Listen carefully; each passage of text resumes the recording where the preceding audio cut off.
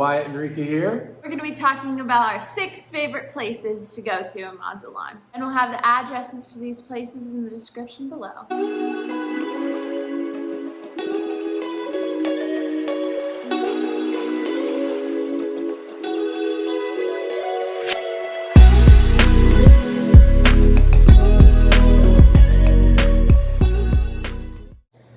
At number 6, we have El Mercado, Pino, Suarez. Yeah, it's a little market. Well, it's not a little market. No, It's a big huge. market. It's huge. It's right in the Centro Historico, and you can pretty much find any clothing or like apparel or food that you could want there. For a very reasonable price, all those things. It's basically like if you've been to Pike's Place in Seattle. Yeah. It's like a mix of touristy, but also super useful.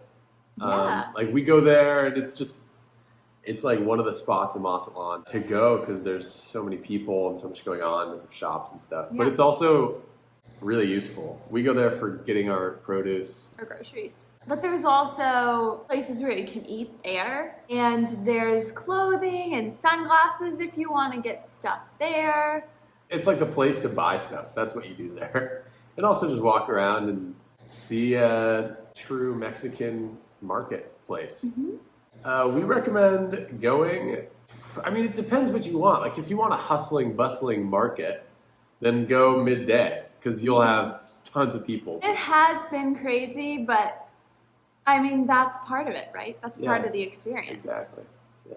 But if you want like a more chiller, a little bit cooler, go earlier in the day, go later. Coming in at number 5, we have La Isla de los Pájaros.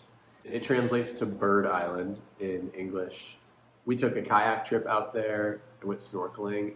It was so fun. Yeah. Definitely recommend kayaking out to the Bird Island. It's just so nice being on the water. It's so relaxing. Like, I didn't expect it to be as relaxing as it was, but you're just out there and you're just floating along. Yeah. Apparently, we've been told by our surf instructor, Joel, that you can actually swim from one of the beaches to the island. Yeah, if you're a good swimmer, you could give it a shot. Which we'll get to that beach later on. Yeah. We actually went during nesting season, so it was kind of a cool time to go because all of the birds were like piled together, which was really cool. You can also, as we said before, snorkel on the island if you want. That's really fun. Or you could just walk around. There's a lot of cool plants, obviously birds, and just wildlife there. Yeah, it's super fun. It is. There are pelicans everywhere with these huge beaks. It's like if you're a wildlife person, you should go to Isla de los Pájaros. Or if you're just looking for a chill day on the beach, but want like not a lot of people around, you could go there. Definitely, yeah. At number 4, we have El Faro and / La Marea. It's like it's a very southernmost. It's in the south of Mazatlán. Yeah, you pretty much just drive down the Malecón and you're there. Yeah. El Faro is this, I've heard it's the highest altitude natural lighthouse in the world.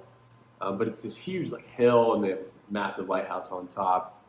Definitely recommend climbing that if you're here for like a week or if you're here for longer. There are people that just run up it and down it for exercise every day. Yeah. Yeah, the view up there is phenomenal. So, like, we can show it, but it feels like you're just looking over the ocean for miles, honestly. Yeah, it's so pretty. Oh, a note about El Faro is that they don't let you go up after 6:45 p.m. And then there's obviously restaurants there too. Yeah. Like La Marea. La Marea, it's like this little area. La Marea, El Faro. There's also little boat houses and things that will take you to different islands over there as well. Definitely recommend knowing a little bit of Spanish before talking to them because they didn't seem to know a lot of English. But, La Marea is the restaurant on the hill overlooking El Faro. And just that whole area, like the mix of a hike and a just amazing restaurant. Yeah. It's a pretty dynamic duo. For real. And number 3, we have La Playa Luna Bonita.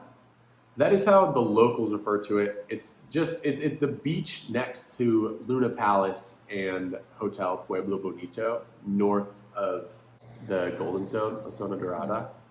It's 100% hands down, in our opinion, the best beach in Mazatlán. Oh, amazing. Mm-hmm. And that's the beach right by the Isla de los Pájaros that you could swim to. Yep, exactly. We think it's the best just because, like, I mean, the sand is super fine and there's no rocks or anything. Your stuff is pretty safe there. Like, we leave our stuff just on the beach and we haven't had any issues with people touching it. No, we watch it though. Yeah, But compared to the other beaches, I feel like definitely, like, you respect other people's stuff, they respect yours. It's more of an unspoken rule. Yeah, and it's super chill. Not a huge amount of people like some of the beaches in Mazatlán. There are people that will come up to you and ask you to buy things. Hats. You want a hat? You want a hat? They'll have like 8 hats on their head. Yeah, seriously.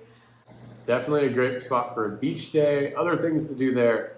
Right next to that beach is where if you want to go parasailing, there's a parasailing company. We went parasailing. Mm-hmm. Catamarans. Yeah. If you want to go catamarans. Which is like a boat that just drives you around the islands. Mm-hmm. Jet skis. Jet skis. If you want to rent surfboards, that's where we went surfing each time. Yeah, and the Playa Luna Bonita is apparently the best place to start out if you're starting out, like, beginner surfing lessons. Because La Playa Brujas has, like, intense Strong waves. Yeah. Mm-hmm. It's just a great spot. Yeah. It's one of our favorites. Yeah. It's also very accessible via bus. Buses just run up and down that street. Mm-hmm. We hail buses, and then it takes us all the way back here for 22 pesos. It's cheap, it's environmentally friendly, and it's like the true way that they travel in this city. Yeah. And 22 pesos for the both of us, which is only $1 for both of us. So. Yeah. At number 2, we have La Isla de las Piedras. Stone Island. Stone Island. If you look it up on Google Maps, it's like this whole strip that runs below the city. Mm-hmm. There's so much to do there. Well, first off, you can take a boat there, or embarcadero, they call it, for only 20 pesos? 30 pesos. 30 pesos for one person to go there and back. There and back, which is like around $1.50 per person. But it's totally worth it because the things you can do there, it's a beach. Yeah, the whole thing is just a whole long strip beach. Yes. Yeah. There's restaurants everywhere. Lots of restaurants. You can ride horses either on the streets or you could ride horses on the beach. Yeah. You can rent 4-wheelers. Mm-hmm. There are like hikes you can do, different hills. Mm-hmm. There's La Isla de los Chivos, which is connected. Like if you want a day full of fun stuff that's kind of chaotic. Yeah. That's the thing. I guess, That's the one trade-off. Should we give some disclaimers about La Isla de las Piedras? Yeah. If you don't speak English, it'll be tough to navigate, unless you're with a tour group. Yeah, if you join a tour group, it should be fairly easy. Mm-hmm. But honestly, even if you know just a little bit of Spanish, we found it fun just to go and like figure it out and find where the horses are, where are the 4-wheelers, and just sort of haggling with prices and where should we go to eat. Yeah, it also, we've been told that there's better times to go. It depends on what you're looking for. We went on a Saturday, so it was packed. There were people everywhere, all over the beach. Yeah, the times of week, the time in the week that you go will change the experience. Weekend days, super busy, tons of people visiting. But during the week, which we're going to next, it's supposed to be more laid back. That's what we're told. Yeah. It's really nice for families too. La Isla de los Piedras is good for families and just young kids. And honestly, all ages. Yeah. Really. Honestly, if you have a bunch of children, I might recommend going first to figure it out before taking the children, just because like that would be a lot to figure out at one time. So like just unless you're in a tour group. Unless you're in a tour group, that's the big thing. I don't want someone to watch this video and say, "Oh, I'm gonna go," and then go and be like, "This is chaos," you know, like. But that's fair. Yeah, and then at number 1 is Plazuela Machado. Thank you. Plazuela Machado. The place we've been most here in Mazatlán. Yeah, we go almost every day. It's like right in the centro, so if you're living in the centro, you can just walk there. Mm-hmm. Otherwise, there are buses, or you could just take an Uber or taxi, whatever. Yeah, it's basically like an outdoor mall or like restaurant. Yeah. There's just ton of different amazing restaurants, some stores. Yeah. Very reasonably priced for what you're getting out of it. Probably medium prices. Totally. For food. Yeah, the things to do in the Plazuela are eat first and foremost. Eat. And then there is also a theater where you can catch a show. Like you can go ask, what do you have? We went to like a symphony recital. Concert, a Latin American symphony. Yeah, it was cool. It was cool. There's sometimes different exhibits and things in the Casa Haas. Like we saw like an art exhibit there. Our favorite restaurants in the Plazuela, if you're wondering, are El Cielo. Translates to heaven, and it is amazing. Like great food. So good. That's our all-time favorite all-time favorite restaurant. Is in the Plazuela. Mm-hmm. And there's a lot of restaurants and things near the Plazuela as well. It's also just gorgeous. Like you have towering, probably the biggest palm trees I've seen in the city, just towering up, and they have lights on them at night, and a ton of, did we mention that there are a ton of performers there all the time? No, which leads us to the best time to go.